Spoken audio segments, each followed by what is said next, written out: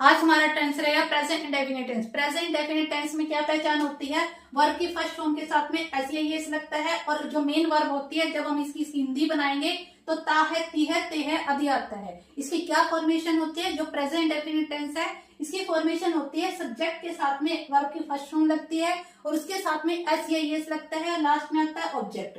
S या S तब लगता है जब हमारा सब्जेक्ट सिंगुलर होगा, यदि प्लूरल होगा तो ओनली वर्ब की फर्स्ट फॉर्म का यूज करेंगे। फॉर एग्जाम्पल जैसे कि अफर्मेटिव सेंटेंस है। अफर्मेटिव सेंटेंस हमारा सिंपल सेंटेंस होता है, जैसे कि he works in A factory, वह फैक्ट्री में काम करता है। लास्ट में क्या आ रहा है? ता है। मेन वर्ब के साथ में क्या आता है? ता है। तो ये क्या हो गया? ये है अफर्मेटिव सेंटेंस। जब हम इसको नेगेटिव बनाएंगे, नेगेटिव बनाने के लिए हमें डू या डज का यूज करना पड़ेगा। डू का यूज हम करेंगे प्लूरल के साथ में, डज का यूज करेंगे सिंगुलर के साथ में। जब हमारा सब्जेक्ट सिंगुलर होगा, जैसे कि ही, सी, इट आदि होगा, तो हमें डज का यूज करना है। जैसे कि ही क्या है? सिंगुलर है। Does, he does not work in A factory, वह फैक्ट्री में काम नहीं करता। ये कौन सा सेंटेंस हो गया? ये है हमारा नेगेटिव सेंटेंस। इसमें मेन वर्ब और हेल्पिंग वर्ब के बीच में नोट का यूज होगा। अब आता है इंटेरोगेटिव सेंटेंस। इंटेरोगेटिव सेंटेंस में क्या होता है? हेल्पिंग वर्ब सब्जेक्ट से पहले आ जाती है। जैसे कि does he work in A factory, does क्या है? हेल्पिंग वर्ब है। ही क्या है? सब्जेक्ट है।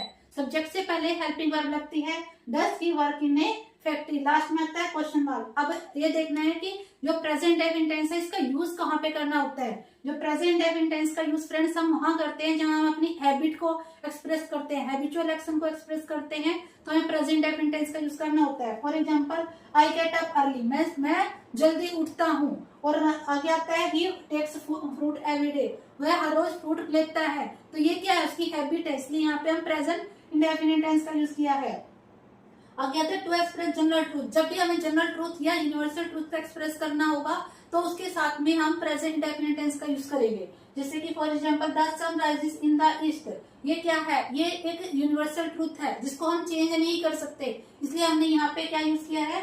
प्रेजेंट इंडेफिनिट टेंस का यूज। वर्ब की फर्स्ट फॉर्म के साथ में एस या ईएस। द सन क्या है? सिमिलर है, इसलिए राइज के साथ हमने एस लगा दिया। आगे है जैसे वाटर क्या है? अनकाउंटेबल नाउन है to show feelings and emotion. अपने फीलिंग्स और इमोशन को शो करने के लिए भी हम प्रेजेंट इंडेफिनिट टेंस का यूज करते हैं।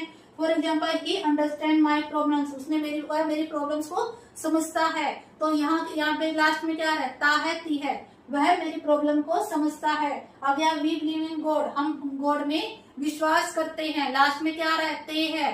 तो जब भी ता है, ते है आएगा तो कौन सा टेंस होगा? Present indefinite tense.